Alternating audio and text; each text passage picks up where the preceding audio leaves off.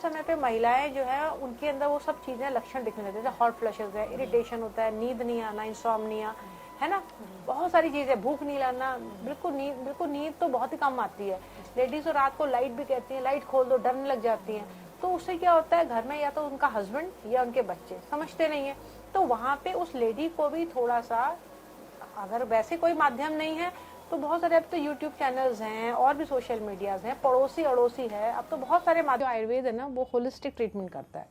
तो होलिस्टिक में आपको सबसे पहले पूरा आपका एक एक सिस्टम से, ये नहीं उसमें करेंगे कि नहीं अगर आपके पेट में दर्द है तो आपको पेट का ही दर्द का इलाज देंगे।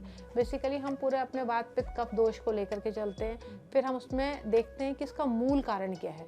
हमारे वहाँ इटियोलॉजी में देखते हैं कि ये कारण क्या है, फिर हम मूल की चिकित्सा ज़्यादा करते हैं। हम लोग एक सुपरफिशियल नहीं करते हैं। था ये भी नहीं मालूम था कि CPMT का एग्ज़ाम होता है करके। तो डैडी ने बोला कि, तो मैं 12th के बाद ना अंडर एज थी, तो 12वीं का बाद में एकदम से मैं नहीं दे पाई एग्ज़ाम, क्योंकि अंडर एज कुछ महीनों से मैं अंडर एज थी, उसमें एक बेसिक एक एज होती है 17 साल, तो नहीं दे सकती थी मैं। तो मेरे पापा ने बोला चलो 1 साल की कोचिंग कर लो। तो कोचिंग किया मैंने, 1 साल की कोचिंग करी, पढ़ा अपने हिसाब से तो बहुत ही अच्छा पढ़ा होगा मुझे लगता है लेकिन अब जब सिलेक्शन हुआ, मेरिट आई, तो उसमें मेरा BMS में हुआ। तो मैंने एक बार, मुझे ये दिमाग ही नहीं था कि MBBS में ऐसी पढ़ाई होती है, BMS में ऐसी पढ़ाई होती है, कुछ नहीं मालूम था, बट डॉक्टर था। उसमें लिखा है युक्ता आहार विहारस्य युक्त चेष्टस्य कर्मसु युक्त स्वप्नावबोधस्य योगो भवति दुःखः। योगी कौन होता है, किस योगी को दुख नहीं मिलता है, जो युक्त आहार, जिसका आहार युक्त हो, ऑप्टिमम हो, बहुत ज़्यादा नहीं खाता हो, बिल्कुल भी ना खाता हो। उसके बाद विहार मैंने कहाँ जा रहा है, किससे मिल रहा है, उसका भी फर्क पड़ता है। तीसरा युक्त आहार विहार, युक्त चेष्टा की तरह कैसी करता है। चेष्टा बोलो मैंने पढ़ा 12 क्लास, चेष्टा मैं करूँगी मैं IAS बन जाऊँ, ग्रेजुएशन तक तो अपना करा नहीं है, तो क्या। नमस्कार, मैं नीरू बल्ला और आप देख रहे हैं यूट्यूब पर समाचार सच। और जैसा कि आपको ज्ञात है कि हमारी पहाड़ की मजबूत महिलाओं की वीडियो सीरीज चल रही है, और जिसमें आज हमारे साथ एक ऐसी ही सशक्त महिला जुड़ चुकी हैं जिनका हम आगे आपसे परिचय कराएंगे। तो चलिए आप उन्हें ज़्यादा समय ना लेते हुए मैम से ही पूछते हैं। नमस्कार मैम, पहले तो आप हमारे दर्शकों को अपना थोड़ा सा अपने बारे में बता दीजिए। मेरा नाम डॉक्टर ज्योत्सना कुनियाल और मैं अभी चिकित्सा अधिकारी के पद में दमोह ढूंगा में राजकीय आयुर्वेदिक चिकित्सालय में पोस्टेड हूँ। और मैंने आयुर्वेद से के बाद में थोड़ा योगा का भी PG से वो करा, पोस्ट ग्रेजुएशन किया है। फिलहाल अभी का तो यही है मेरा। हाँ जी। तो मैम आपका प्रारंभिक जीवन के बारे में थोड़ा सा बताइए। हाँ, प्रारंभिक मतलब जहाँ से स्कूलिंग मेरी हुई है, ठीक है। तो मेरी स्कूलिंग जो है बरेली से हुई। मेरे पिताजी वहीं अध्यापक थे और बाद में NDSI रिटायर हुए। तो वहाँ पे मैंने सेंटर स्कूल से ही पढ़ाई करी, 1st to 12th दोनों वहीं से, मतलब पहले से लेकर 12वीं क्लास तक मैंने वहीं पढ़ाई करी। उसके बाद में जो मैंने PG पोस्ट ग्रेजुएशन किया अपना आयुर्वेद का, वो भी मैंने SRM Ayurvedic state Ayurvedic college Bareilly से ही किया। बाद में ये तो प्रारंभिक है, और बाद में फिर जॉब वगैरह और अपने जो और व्यवसाय हैं, अपना NGO वगैरह, वो मैंने फिर बाद में दूसरी जगह से किया। तो मैम फिर जैसा कि अब वैसे तो लड़कियों के लिए और भी लाइंस हैं हम अपना कैरियर चुनने के लिए, तो आयुर्वेद ही क्यों चुना आपने? ऑनेस्टली बोलो तो आयुर्वेद मैंने नहीं चुना तो इससे पहले एलोपैथ की तरफ झुकाव था? वो भी नहीं था, टू बी वेरी ऑनेस्ट, क्योंकि मैंने इंटरमीडिएट सेंटर स्कूल से किया, तो मेरे पास बायोलॉजी और मैथमेटिक्स दोनों थी। और मेरा मैथ्स एक्चुअली वो था सब्जेक्ट जो चॉइस का सब्जेक्ट था, बायोलॉजी मेरी सेकंड सब्जेक्ट था। तो हुआ क्या कि मेरे घर में मेरे पापा का ये कहना था, क्योंकि थोड़ी ओबीडियंट चाइल्ड थी शुरू से, कहना बहुत मानती थी मम्मी पापा का। तो मेरे पापा ने बोला कि बेटा हमारे घर में बहुत सारे डॉक्टर्स हैं, तो तुम एक काम नहीं बहुत सारे इंजीनियर्स हैं, तुम एक काम करो मेडिकल का एग्ज़ाम दो। तो अक्ल ही नहीं होती थी, बिल्कुल ही अक्ल नहीं होती थी। तो ठीक है डैडी जो बोलेंगे, क्योंकि मैथ्स भी था बायो भी था, ये भी नहीं मालूम था कि CPMT का एग्ज़ाम होता है करके। तो डैडी ने बोला कि, तो मैं 12th के बाद ना अंडर एज थी, तो 12वीं का बाद में एकदम से मैं नहीं दे पाई एग्ज़ाम, क्योंकि अंडर एज कुछ महीनों से मैं अंडर एज थी, उसमें एक बेसिक एक एज होती है 17 साल, तो नहीं दे सकती थी मैं। तो मेरे पापा ने बोला चलो 1 साल की कोचिंग कर लो। तो कोचिंग किया मैंने, 1 साल की कोचिंग करी, पढ़ा अपने हिसाब से तो बहुत ही अच्छा पढ़ा होगा मुझे लगता है लेकिन अब जब सिलेक्शन हुआ, मेरिट आई, तो उसमें मेरा BMS में हुआ। तो मैंने एक बार, मुझे ये दिमाग ही नहीं था कि MBBS में ऐसी पढ़ाई होती है, BMS में ऐसी पढ़ाई होती है, कुछ नहीं मालूम था, बट डॉक्टर था कि डॉक्टर है। एक्चुअली उससे पहले मैं बताऊँ कि मेरा वेटनरी में सिलेक्शन हो गया पंतनगर में। जब मेरा वेटनरी में सिलेक्शन हो गया तो मेरे पापा ने मुझसे कहा कि बेटा चल काउंसलिंग, उस समय पे वेटनरी में जब आपका एग्ज़ाम हो जाता था उसके बाद में काउंसलिंग के लिए जाते थे। तो मेरे डैडी ने बोला कि चल बेटा काउंसलिंग के लिए, पंतनगर आना पड़ता था। तो मैंने बोला, फिर मेरे पड़ोस में एक दीदी थी तो हार्टबैंड में टीचर थी, उन्होंने मुझसे बोला कि अरे दम की डॉक्टर बनेगी, जानवर की डॉक्टर बनेगी, इंसान की डॉक्टर बन। तो अब जैसे छोटे बच्चों को जैसा गाइड कर देते वैसे ही बन जाता है बच्चा, दिमाग तो ज़्यादा चलाता नहीं है। तो मैंने डैडी से बोला नहीं मैं नहीं जाऊँगी। तो डैडी ने बोला कि अरे भाई डॉक्टर बन जाएगी। तो मैंने कहा नहीं मैं मनुष्य की डॉक्टर बनूंगी। तो डैडी ने बोला ठीक है वेट कर लेते हैं एग्जाम। तो मैंने वो छोड़ दिया, मतलब I was selected as a veterinary doctor but I didn't go there, गई नहीं काउंसलिंग। तो it was only a formal counselling कि एक जाना था और आपको अपना नाम और अपना सब देना था and you have to take admission, that's it. लेकिन बाद में क्योंकि सिलेक्शन हो गया नहीं फिर छोड़ दिया, तो अब वेट करने लगी CPMT का। जब CPMT में आया तो फिर आयुर्वेदिक, उस बारे में किसी ने बताया नहीं क्योंकि मेरे खुद ताऊजी डायरेक्टर थे आयुर्वेद के। तो हमारे घर में थोड़ा सा एक बेसिक था कि आयुर्वेद को बहुत अच्छा एक बेस मिला था और बहुत लोग आयुर्वेद के बारे में अवेयर भी थे। तो मैंने बोला कि ठीक, डैडी ने बोला कि बेटा देखो तुम्हारे ताऊजी भी डायरेक्टर हैं, तब रिटायर हो गए थे ताऊजी मेरे। लेकिन मैं बोला कि क्योंकि डायरेक्टर हैं, देखो हमारे वहाँ आयुर्वेद का बहुत वो है, तो मेरे को ज़्यादा दिमाग मैंने चलाया है नहीं। और जब मेरा सिलेक्शन हो गया आयुर्वेद में तो मेरे पापा ने कहा बेटा वैसे भी देखो opportunity never knocks door again again, so एक बार मिल जाता है उसको एक्सेप्टेड विद लव और सब कुछ। और उसके बाद में मैंने चुपचाप से मतलब आयुर्वेद ज्वाइन कर लिया। बाद में मुझे बहुत प्रॉब्लम्स आई क्योंकि मैंने इंग्लिश मीडियम से पढ़ा था और उसको हिंदी और संस्कृत में मुझे पढ़ना पड़ा, और संस्कृत मैंने कभी नहीं पढ़ी थी। 8 तक सबको पढ़ते शायद, 8 तक मैंने भी पढ़ी थी, लेकिन 8 के बाद में तो मैंने भी नहीं पढ़ी थी। और कुछ संस्कृत का हमारे घर में ऐसा प्रचलन भी नहीं था, तो थोड़ा मुश्किल तो हुआ मेरे को, लेकिन चैलेंज लेना शुरू से मैंने सीखा था। स्पोर्ट्स में थी तो पढ़ लिया, पास हो गई। तो स्पोर्ट्स में क्या चॉइस, कौन सा? मैं एक्चुअली स्पोर्ट्स में मैंने नेशनल्स तक खेला हुआ है, स्प्रिंटर थी मैं, 100 मीटर 200 एंड 400 मीटर रेस। और मेरा SGFI तक सिलेक्शन हुआ, मैं श्रीलंका के लिए भी सिलेक्ट हुई। क्योंकि मैं 10th क्लास में थी, मेरे पापा ने कहा बेटा बोर्ड एग्ज़ाम है, और मैं पढ़ने में भी अच्छी थी। तो डैडी ने बोला नहीं, एग्ज़ाम बताया ना शुरू से ओबीडियंट बहुत थी, तो डैडी से बोला कि नहीं बिल्कुल नहीं जाएगी, और अभी तो तेरे को एग्ज़ाम पहले 10th अच्छा पास करना है, you have to score good percentage. तो मैंने फिर छोड़ दिया, मैंने कहा ठीक है। लेकिन मैं SGFI तक मैं नामबकम साउथ गई, 100 मीटर रेस, वहाँ पे भी मेरे को 3rd प्राइज़ मिला, मेरे को वहाँ पे ब्रॉन्ज मेडल मिला था मुझे। और उसके बाद फिर 11th-12th में मैं बैडमिंटन में गई, बट वो मैं रीजनल्स तक गई। तो मेन मेरा जो था वो गेम जो था वो it was sprint, I was 100 metre race मेरा चॉइस था उसका था। तो मतलब यही था मेरा एथलेटिक्स मेरा। तो मैम आपने बताया कि आपको इतना समय हो गया है आयुर्वेद जा रहे कि मतलब ये इस चिकित्सा में, तो आयुर्वेद तो हम देखते हैं कि आयुर्वेद की तरफ भी लोगों का रुझान, हम इस पिछले जब 2 सालों में कोरोना आया तो उस वजह से आयुर्वेद की तरफ लोगों का रुझान ज़्यादा बढ़ गया। उससे पहले इतना ज़्यादा नहीं था, हालांकि लोग घरेलू उपचार भी घर पे करते थे, लेकिन आयुर्वेदा की तरफ आपने इस बीच में ज़्यादा देखा, ये शुरू से ही ऐसा है, इसकी तरफ रुझान है लोगों का? नहीं देखिए, रुझान भी था, अवेयरनेस भी थी, हाँ इतनी फ्रिक्वेंसी में नहीं थी, इसमें कोई शक नहीं। जब कोरोना हुआ उस समय पे जब एकदम से एपिडेमिक एकदम से हुआ, पेंडेमिक एपिडेमिक सभी हुआ, और फिर वर्ल्ड वाइज ही प्रॉब्लम होने लग गई।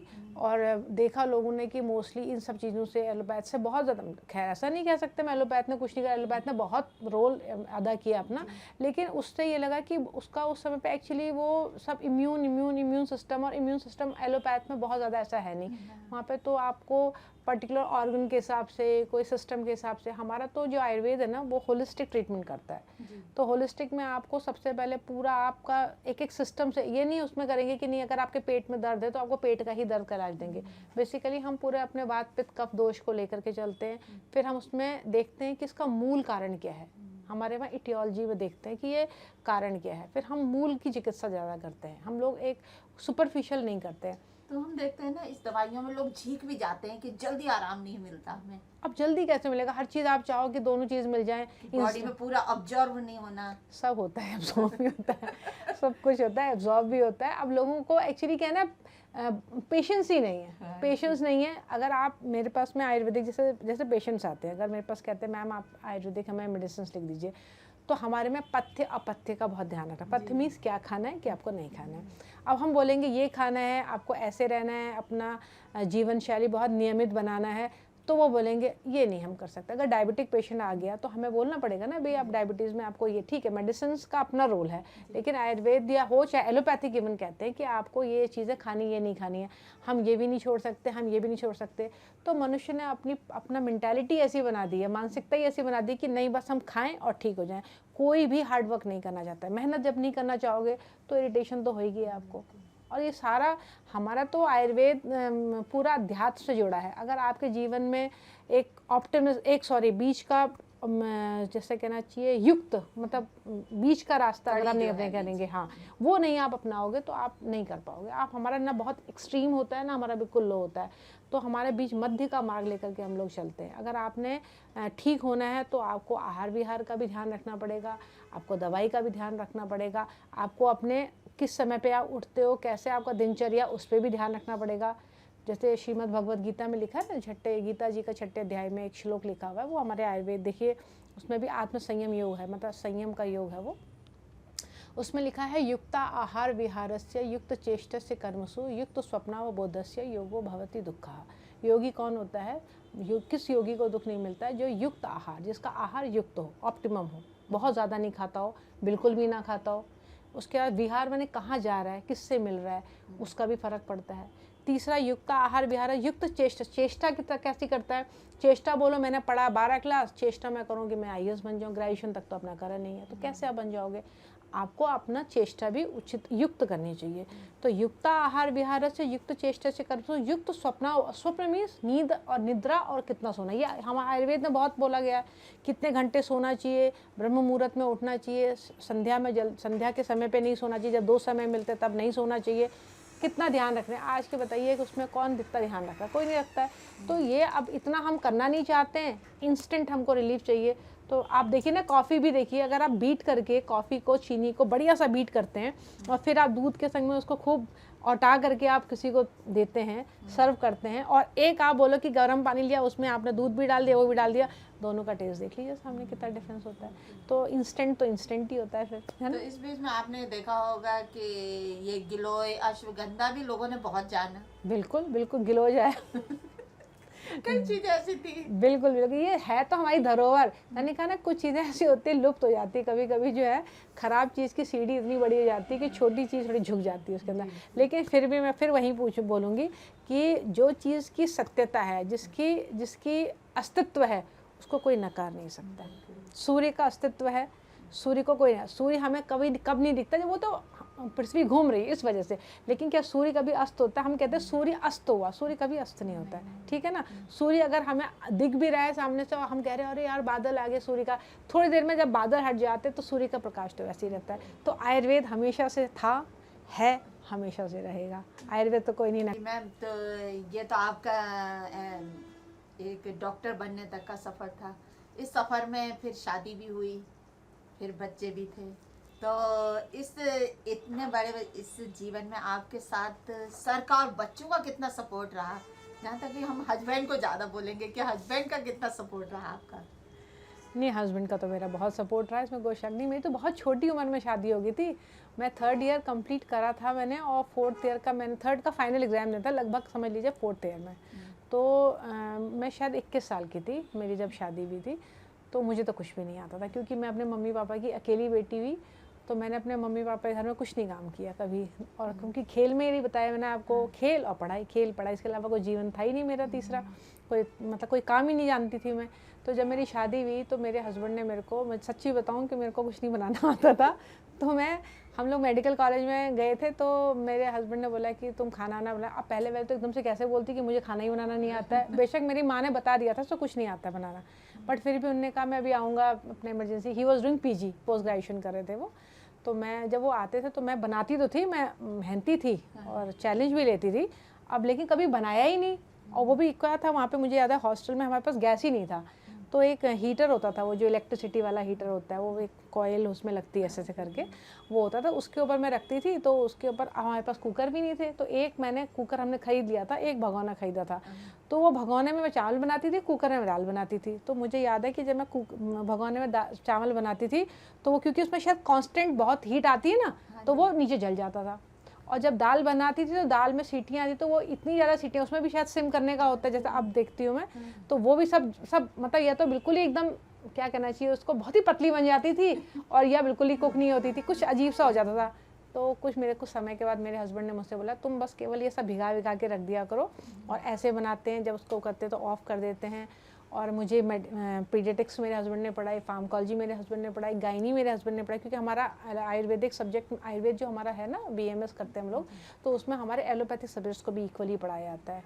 तो इसलिए मेरे हस्बैंड ने मुझे वो भी पढ़ाया, और मतलब मेरे हस्बैंड ने सपोर्ट किया हमेशा। मतलब जहाँ पर लोग शादी के बाद एंजॉय करते हैं, मैम और सर हॉस्टल में बैठ के खाने के लिए बारे में ज्यादा सोचते थे कि कैसा खाना बनेगा। हाँ, क्योंकि हम लोग ना बाहर नहीं खाते थे शुरू से, क्योंकि बाहर खाने से MBBS हो जाती थी, खाया हमने, मैस से भी लिया, लेकिन नहीं खा पाते थे। तो फिर फाइनली हम लोगों ने, दोनों लोगों ने, फिर मैंने सीख लिया, सीखने में ऐसा कोई बात नहीं थी, सीख लिया मैंने, सीख लिया, कोई बहुत प्रॉब्लम नहीं आई मेरे को।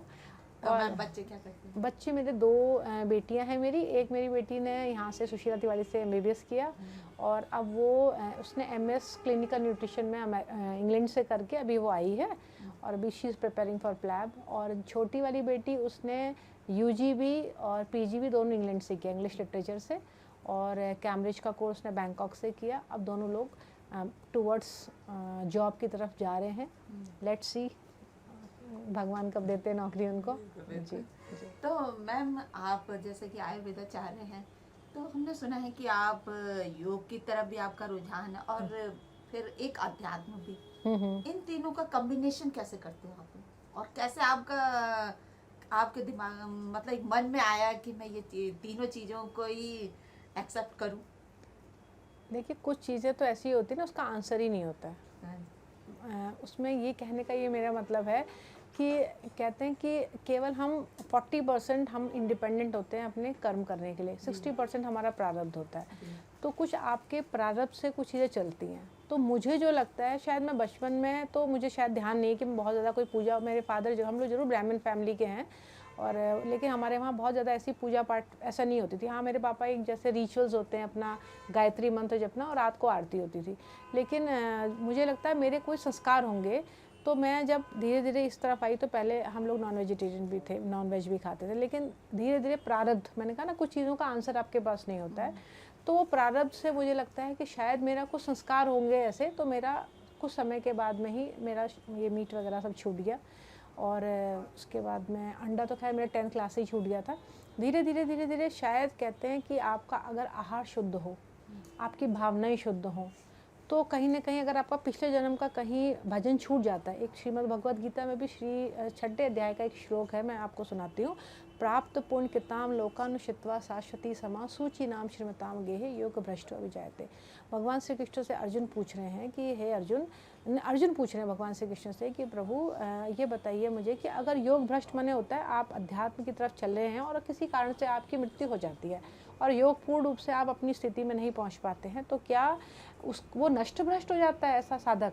तो परमात्मा कह रहे नहीं, प्राप्त पुण्य किताम लोकानुषित्वा शाश्वती समा, माने ऐसा जो साधक होगा वो मरने के बाद में एक अच्छे पुण्य घर में पैदा होता है और अपने उन संस्कारों के आगे, जैसे आपने ए से लेकर के आपने ABCDEFGH तक आपने अध्यात्म की पढ़ाई कर ली है, तो वो जो साधक है अपनी नेक्स्ट जनरेशन, नेक्स्ट लाइफ में जब आता है तो H के बाद अपनी अध्यात्म की पढ़ाई शुरू करता है। तो मुझे लगता है अकॉर्डिंग टू श्रीमद् भगवद गीता जी, जो मुझे लगता है कि शायद मेरी उतनी कुछ थोड़ी बहुत पढ़ाई हो गई होगी, तो कुछ परिस्थितियाँ ऐसी बनी। देखिए, परिस्थिति बनती है, बिना परिस्थिति के कोई भी अध्यात्म की तरफ नहीं जाता है। योग तो मैंने अब शुरू किया है।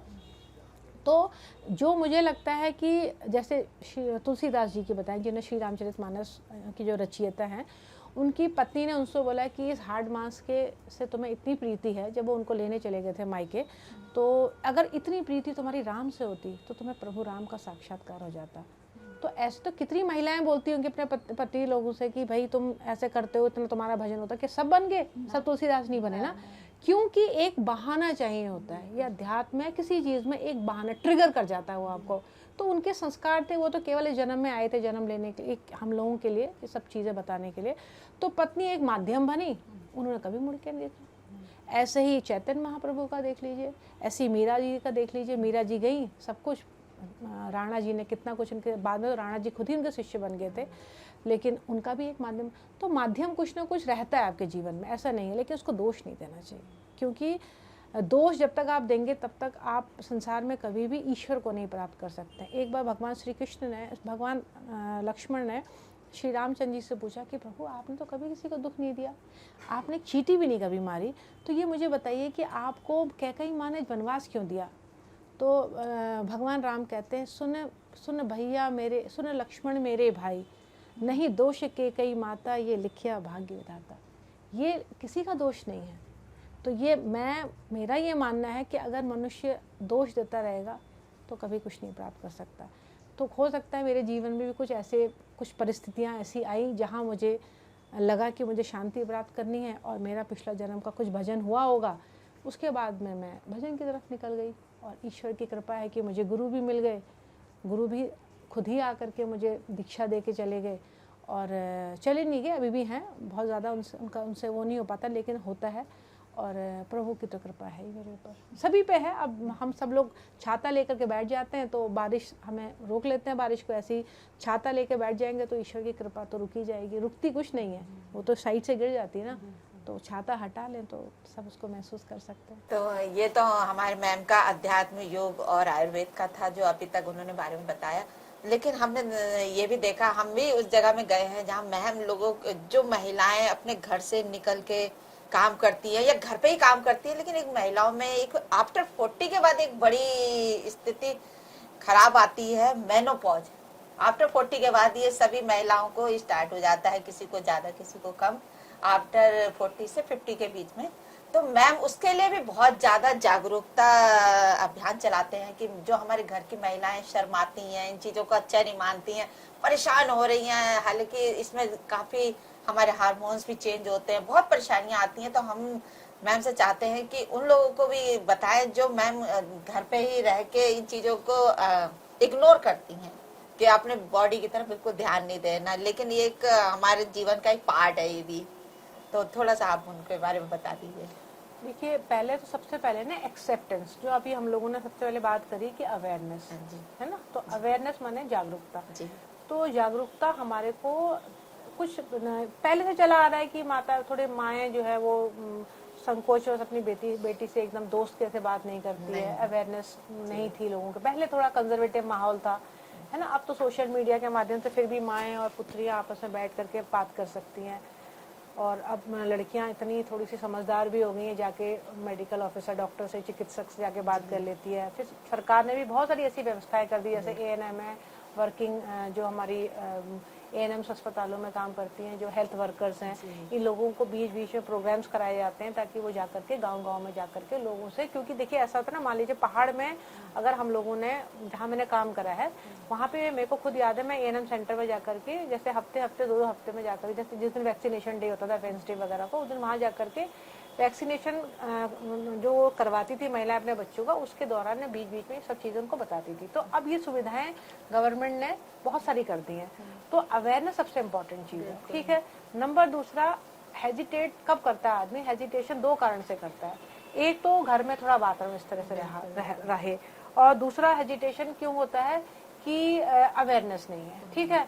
तो जब हमारे को घर से वो वाली वातावरण नहीं मिली है, तो सरकार ने जो जो चीज़ें फैसिलिटी दे, तो आप अपने लड़कियां, महिलाएं जो है अपने बेटियों से बोलें कि भाई जो आपने रजो रोग, जो मेनोपॉज की, कि बेटा मुझे भी, जैसे आपको मीनार की जब स्टार्टिंग वो होती है, आपकी पीरियड शुरू होते हैं, माहवारी शुरू होती है, उसको मेनार्की बोलते हैं। तो उस समय पे जब आपको जैसे आपके हार्मोन्स चेंज होते थे तो आपको कितना दर्द होता था, ये सब होता है। ऐसे बेटा मेरी भी एज हो रही, क्योंकि होता है क्या ना, उस समय पे महिलाएं जो है उनके अंदर वो सब चीज़ें लक्षण दिखने लगते थे, हॉट फ्लशेस है, इरिटेशन होता है, नींद नहीं आना, इंसोम्निया, है ना, बहुत सारी चीज़ें, भूख नहीं लाना, बिल्कुल नींद तो बहुत ही कम आती है। लेडीज तो रात को लाइट भी कहती है, लाइट खोल दो, डरने लग जाती हैं। तो उससे क्या होता है, घर में या तो उनका हस्बैंड या उनके बच्चे समझते नहीं है, तो वहाँ पे उस लेडी को भी थोड़ा सा, अगर वैसे कोई माध्यम नहीं है तो बहुत सारे अब तो यूट्यूब चैनल्स हैं और भी सोशल मीडियाज हैं, पड़ोसी अड़ोसी है, अब तो बहुत सारे माध्यम जिससे आप आपस में बात कर सकती हैं। तो उनसे अपने बच्चों को और अपने हस्बैंड को उनको उनके सामने अपनी बात को बहुत ऑनेस्टी रखे कि देखो मेरा कोई ऐसा इंटेंशन नहीं है कि मैं आप लोगों को कष्ट दूं, अगर मैं होती तो पहले से देती आप लोगों को, उसको भी तो समझाना आना चाहिए। और वो भी अगर समझाने के लिए अगर देखिए पहले तो घर वालों को समझना चाहिए, अगर नहीं समझ पा रहे हैं तो महिला को ये इनिशिएटिव लेना पड़ेगा। अब ये बात महिला बोले नहीं हम तो किसी से कम नहीं, हमारी विमेन एम्पावरमेंट, इससे कुछ नहीं होता है। आपके अंदर एक सौम्यता होनी चाहिए, विनम्रता होनी चाहिए, एक समझाने का तरीका होना चाहिए। मैं खुद महिला हूँ, मैं ये नहीं कह रही हूँ कि महिला होना कोई खराब है या महिला के अंदर सारे दोष है। अरे नहीं, प्रकृति ने हमको कई और चीजों में आगे बढ़ा रखा है। हर चीज पुरुष नहीं कर सकता है, हर चीज महिला नहीं कर सकती, हम एक दूसरे के पूरक है। तो महिलाओं को एक इनिशिएटिव लेना पड़ेगा कि देखो बेटी या बेटा, देखो ये सब ओपनली बोलो उनसे, इसमें क्या बुराई है, क्योंकि शरीर है भाई, इसमें मांस भी है, मेद है, मज्जा है, रक्त है, सब कुछ है, कटता है, खून निकलता है, ब्रेन के अंदर खराबी हो सकती है, पेशाब में जलन होती है, पैर में जलन हो सकती है, तो क्यों नहीं हमारे व्यवहार में भी चेंजेस आ सकते हैं। तो आप उनको, महिलाओं को ये बोलना चाहिए कि भाई मेरे को ये परेशानियां हो रही हैं, क्योंकि मेरे को अब क्या है, मेनोपॉजल मेरी स्टेज आ रही है। 45 तो नहीं कहना चाहिए, 40 से शुरू हो जाता है, 39-40 से शुरू होना शुरू हो जाता है थोड़े थोड़े लक्षण। और जिस महिला के जीवन में अध्यात्म योग होता है तो उसको ये चीजें बहुत कम अनुभव में आती हैं। अब क्योंकि हम लोगों के जीवन में तो अन्न भी हम लोग अशुद्ध खाते हैं, है ना, हम लोगों के जीवन में संयम है नहीं, हम सभी लोगों के, मतलब इंक्लूडिंग बहुत कम है ऐसी महिलाएं जिनके सच में है। सीडेंट्री लाइफस्टाइल हो गई है, काम कम करते हैं, सोशल मीडिया फेसबुक वगैरह में हम ज्यादा रहते हैं, तो कमियां तो कुछ हमारी भी हैं। तो इसलिए पहले तो अवेयरनेस, दूसरा एक्सेप्टेंस। एक्सेप्ट भी तो करो यार, हमारी गलती है। देखो सुधार तो वहीं हो सकता है जहां आप एक्सेप्ट करोगे। अब आपने मुझसे बोलता नहीं मैडम आप तो ऐसा नहीं करती हैं, बेकार की बातें मत करिए, बेकार की बातें मत करिए, आपको देखा मैंने वहाँ पेशेंट को डांटते हुए, आप तो बहुत ही क्रोधी ये हुआ है। अगर मैं नहीं भी क्रोध करी तो एक बार के लिए मुझे, एक बार I should give a thought, एक बार मुझे सोचना चाहिए। अभी आपके सामने नहीं भी घर जाकर सोचना चाहिए, उन्होंने मुझसे कहा है, कुछ तो देखा होगा, इसका मतलब मेरे अंदर है वो चीज, तो मुझे उन्होंने देखा तो मेरे को एक्सेप्ट करना पड़ेगा। जब हम एक्सेप्ट करेंगे तो सुधार करेंगे। फिर उसके सुधार के लिए फिर आपके पास फिर गुरुजन है, आपके घर में और भी सीनियर मेंबर्स, आप उनसे डिस्कस करो। अपनी फ्रेंड्स हैं, आपकी कई फ्रेंड्स ऐसी होती, बड़ी मेच्योर होती हैं, वो आपको बड़ी चीजें समझाती है। मेरे खुद पड़ोस में एक दीदी थी, मैं जब बीच में बड़ी परेशान हो रही थी तो उन्होंने मेरे को कई चीजें बताई जो मुझे नहीं मालूम थी। भाई मेरी बेटी, मैं अपने घर की अकेली बेटी हूँ, तो बेटियों को पालन पोषण के समय में बहुत सारी लड़कियों में चीजें आती, तो मुझे नहीं, उनको एक्सपीरियंस था, तो मैं दीदी से बोलती थी, उनसे मैं कहती दीदी मुझे ये सब चीजें, मेरी दीदी नहीं है वो थी वो या है, लेकिन वो पड़ोसी थी, तो पड़ोसी के नाते उनके सामने विनम्रता से बोलती थी कि दीदी मुझे ये प्रॉब्लम हो रही है, मुझे कैसे करो। तो वो मुझे बहुत अच्छे से समझाती थी कि जोशना ऐसे करो, ऐसे करो, और मैंने किया, उनका अनुभव मैंने अपने जीवन में डाला और मुझे उसके रिजल्ट्स मिले। तो हम क्यों नहीं ऐसा करते हैं, हम खुद नहीं चाहते हैं। तक ये चलता है मैम? ये 40, देखिए डिपेंड करता है, डिपेंड करता है। अगर आपने पहली एक स्टेप ले लिया, समझना शुरू कर दिया, जाकर के चिकित्सक से या एएनएम काउंसलर्स के पास चले गए, मेडिटेशन शुरू करें, इसमें मेडिटेशन बहुत अच्छा काम करता है। बैठ करके आप ध्यान करना शुरू कर दीजिए, कुछ हल्के हल्के योग करना शुरू कर दिए, आहार में सही करिए, ईस्ट्रोजन वगैरह कम हो जाते हैं, हमारे आयुर्वेद में फाइटोएस्ट्रोजन वगैरह बहुत अच्छे आते हैं, वो आप ले सकते हैं। आहार अपना अच्छा कर लेंगे, उसमें प्रोटीन विटामिन वगैरह अच्छा रख लेंगे, तो कैल्शियम वगैरह रख लेंगे, तो इससे क्या होगा कि आपकी 50-60% तो वैसी चीजें ठीक हो जाएंगी।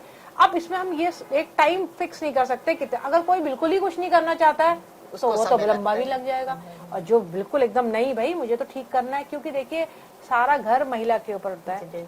अगर महिला चाहे तो अपने को अच्छा भी रह सकती है, घर वालों की सेवा करके सेवा भी ले सकती है, उसके अंदर ये टैलेंट होना चाहिए, उसकी इंटेलिजेंस होना चाहिए उसके अंदर।